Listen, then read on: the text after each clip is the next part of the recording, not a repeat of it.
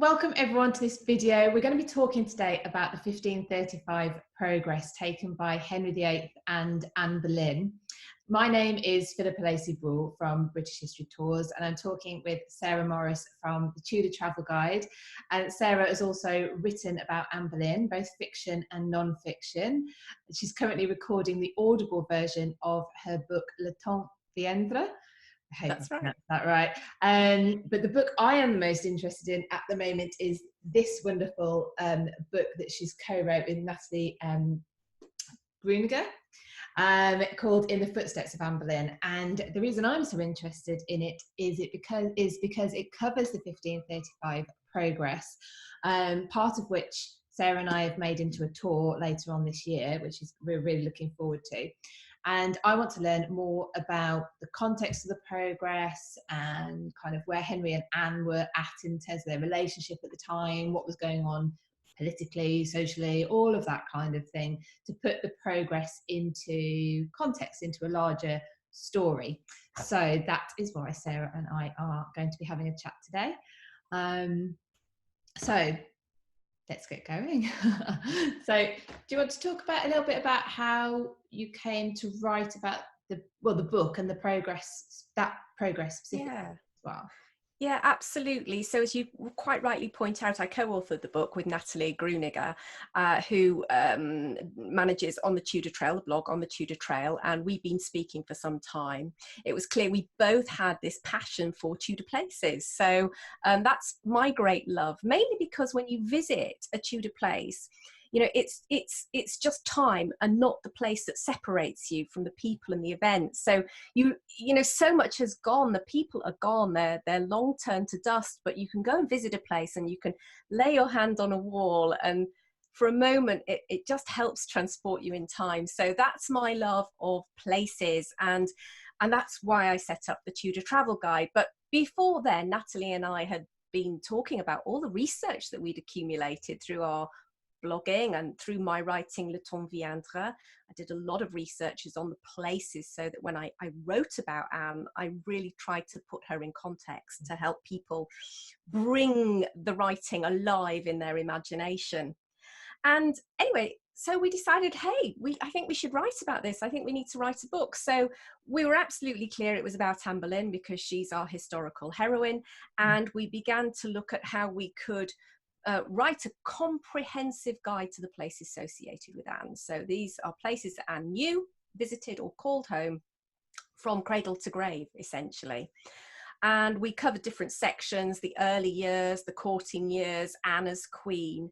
But there was one section at the end that we really wanted to go into in detail, and that was the 1535 progress, because it was a hugely important, politically significant, not to mention one of the longest Tudor progresses undertaken by Henry VIII. And it was really, well, it was Anne's last progress before, of course, those traumatic, dramatic, awful events of May 1536. So it was how she spent her last summer on this earth. And we just wanted to go digging and find out as much as we could to see if we could recreate an entire progress. So that was our task in writing about that particular section in the Footsteps of Anne Boleyn. Yeah, it's really good. I mean, it's great for someone like me as well. I mean, when I'm researching, your book is fantastic because you go into everything. It's great. I mean, I've got, you know, my post-it notes all the way through. Yeah, we love. Every good book should have three. Absolutely. The Gloucester, we'll come back to it in a bit, but the Gloucester leg was of particular interest to me.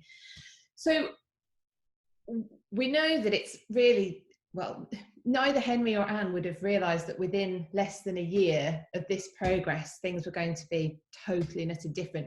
But where were they at in their relationship at the time then of this progress? So, of course, there had been a long courtship period for Anne and Henry, and they'd finally married in 1533. So we're 3 years on, we're two and a half years on, really, from their nuptials and Anne's coronation. And, you know, everybody feels slightly different about when Henry and Anne's relationship started to become a little bit turbulent. It seems that it was all pretty much plain sailing through the courting years. But for me, I think one of the most significant moments was when Anne delivered Elizabeth, a girl. Of course, it was a huge blow to Henry. And it always felt to me that from that point forward, their relationship really was one of sunshine and showers.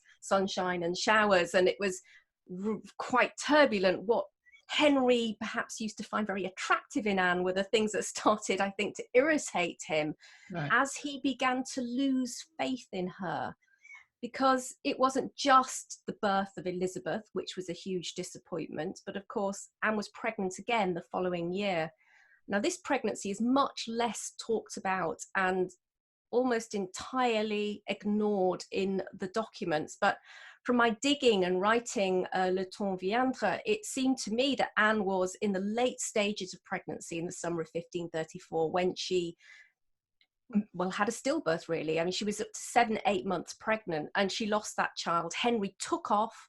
It was the first time he'd left her alone since, for a month, actually, they were parted. It was the longest single period of time that they were separated. And of course, they finally met up again on the 1534 progress that Henry was undertaking, a kind of mini progress around the Thames Valley.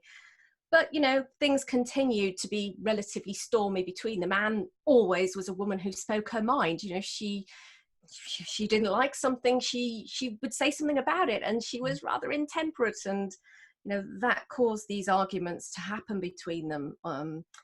Now, but interestingly, when we get to the 1535 progress, it's not only what's going on with Henry and Anne, there's so much going on in the context of the time. So this is in the wake of Henry VIII declaring himself the supreme head of the church in England and demanding that the notables of the land sign his act of supremacy, acknowledging that.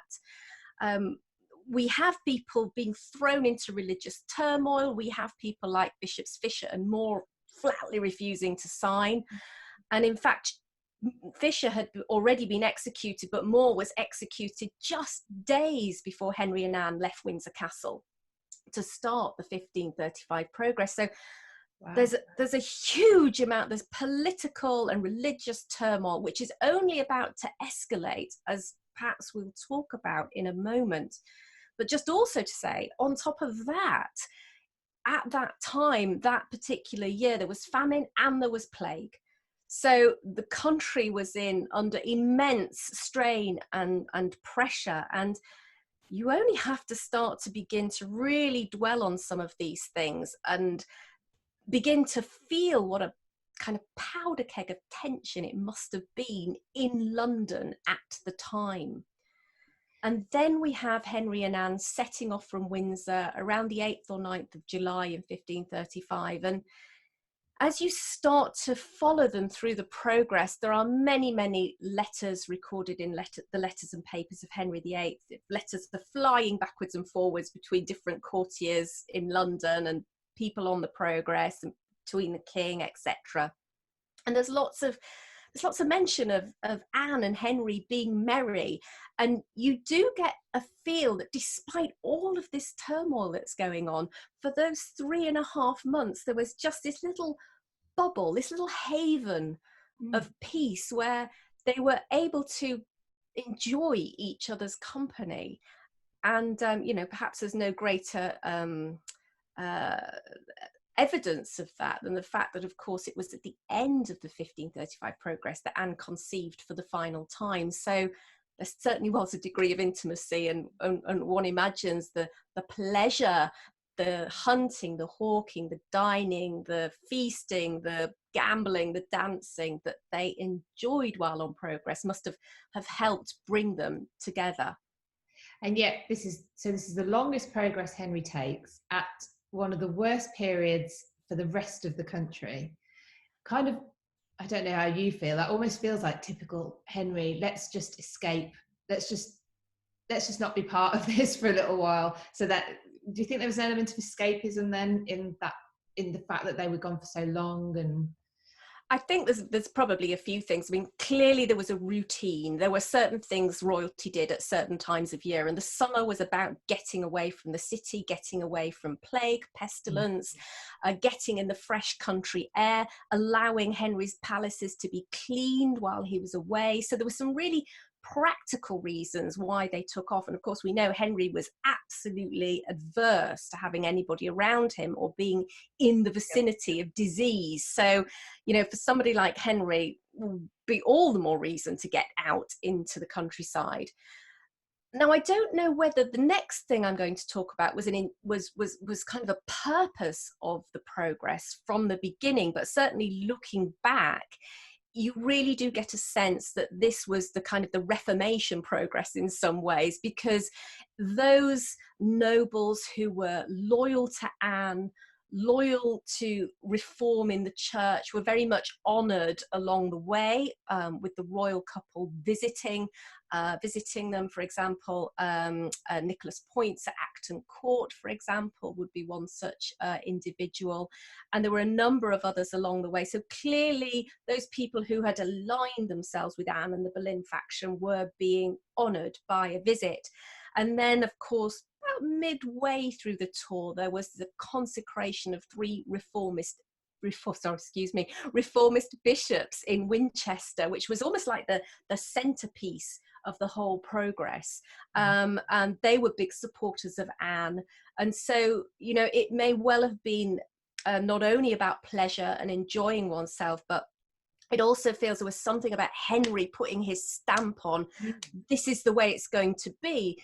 And even though he and Anne were, you know, didn't have the easiest of relationships at this time, it was typical Henry, you know, this is my way or the highway, and, you know, you're jolly well going to just, it's going to be this way. And so you do get a sense of that through the progress as well. So actually he wasn't in London, but he was spreading his message quite, you know, successfully to those who were willing to come along with him, and hopefully, you know, get those who weren't quite, maybe there were people on the fence at this time, or he was hoping to convert in the minds of people who weren't on his side. And I suppose, yeah, being out of London and being actually somewhere else in his own country, you know, we think of London probably a bit too much. That was important. Yeah, absolutely. And of course, there was always the propaganda of being seen out of London, which was something, I guess, you know, the medieval and Tudor monarchy felt it was absolutely necessary to do, because otherwise, you know, maybe a bit like some of the criticism we hear today, everything's very London centric. And actually, you know, most people only saw Henry when he was out of London. Yeah, it's very true. Interesting. So the bit, I don't know if you want to go into specifics, but the bit I really enjoy reading about in this particular leg of the progress, the bit that we're going to be doing in the tour, is the Gloucester. When they went into Gloucester, and that sort of ceremony for not accepting them into the city. Well, the welcoming in, yeah, absolutely. Oh, that was amazing, Philippa. Absolutely amazing. I was so excited when we found these records, the Corporation of Gloucester records. Now, it's not that we were the first to uncover them, but they hadn't really been given the due attention that I think they deserved, and the kind of the richness of information that flowed from them had me on the kind of the phone to Natalie going, oh my God, you can't believe what I found. This is just amazing. Because most of the time we knew where the royal couple were by tracing either letters in Letters and Papers, because very often letters are signed at the end where they're from, Wolf Hall or Berkeley Castle or wherever. So that would always help you know that the court was actually there. And the other thing would be the household accounts. So there was a very useful set of household accounts, and again they would always say where the royal court had arrived. So by using those you know, sort of original sources, we were by and large able to say, yeah, they went here and here and here and here. And sometimes through the Letters and Papers, you definitely got snippets of things that they did. But then we found this incredible record in Gloucester, which somebody had literally detailed what they actually did when they were there, because that was always one of the challenges. I mean, for example, at Berkeley, we absolutely know what they were at Berkeley, but there's no records that tell us what they did when they were there. Whereas at Gloucester, we got the whole detail about the ceremony that welcomed the king and queen into the city. And we know that that's what happened whenever a monarch came to any kind of settlement of any kind of size. We knew that there was a ceremony that was about meeting the monarch, usually at the boundary of the city, and then they were brought in somewhere to their lodgings. But never had we had the detailed account of who went to meet them, where they were met, what was said, who was wearing what they did. And it was a wonderful insight that just brought the whole thing alive for me. And so, at Gloucester, you had the great and the good of the town riding out about 3 miles from Gloucester to the parish boundary, effectively. You can imagine them all on horseback waiting for the procession to arrive, and then there was always a ceremony of usually words were said, very sort of licking up to the king, let's put it that way. So saying wonderful things about him and what a great guy he was, what an amazing king, etc. It's quite painful when Henry's involved. Absolutely. So a lot of obsequiousness, I think, is the word. And usually there was a handing over of the mace, and the mace is a symbol of power of the city, and it was handed to the king.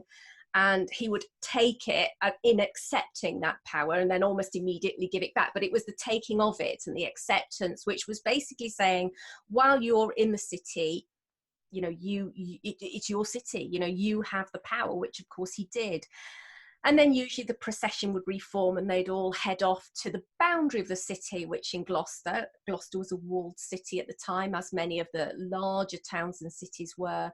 There was another greeting party. This time some of the religious men of the abbey were there in their copes and all their splendour.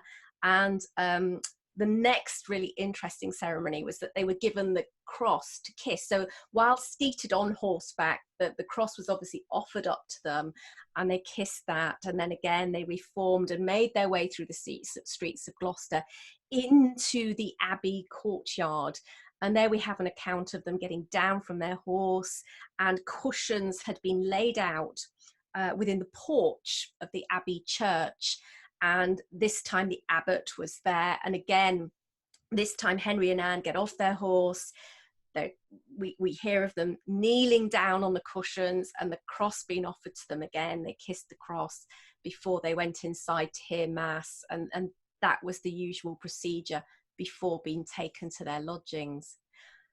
But the absolutely wonderful thing about that account is that porch still exists. Mm-hmm. So I remember going to Gloucester. I'd been before, but not, this was the first time I'd been since I'd done the research, and I was just bursting with excitement and arriving in the yard and seeing that porch and standing there thinking, because it's quite a small space. Sometimes when we think of a building, Henry was at Windsor Castle. It's a huge place. Where exactly was he? And, as Tudor lovers, some might say nerds, that's fine. I'm the biggest nerd out there. We'll go with that. I'm a member of the Tudor Nerd Club.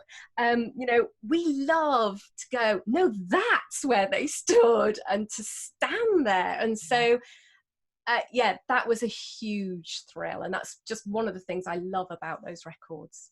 Yeah. So is it safe to kind of assume that was a very similar ceremony every city they went to? Yeah. And every major town or city. I've researched other monarchs. For example, I was recently writing about Nottingham Castle and Henry VII's arrival at Nottingham. Exactly the same procedure. So I think this happened wherever they went. And And once you know that, it really starts to open things up, and you start to just see things in much more rich detail, and I don't know, it just adds so much more to the whole experience of when you visit a major place or town. You know that they didn't just skulk in through the street. You know, there was a whole paraphernalia of people and ceremony and pomp, and we know what that is now. Yeah. It's really interesting to understand the other people involved in that as well, then, to really be able to start visualizing it. Because even if you know there was a ceremony, that could be anything. Yeah.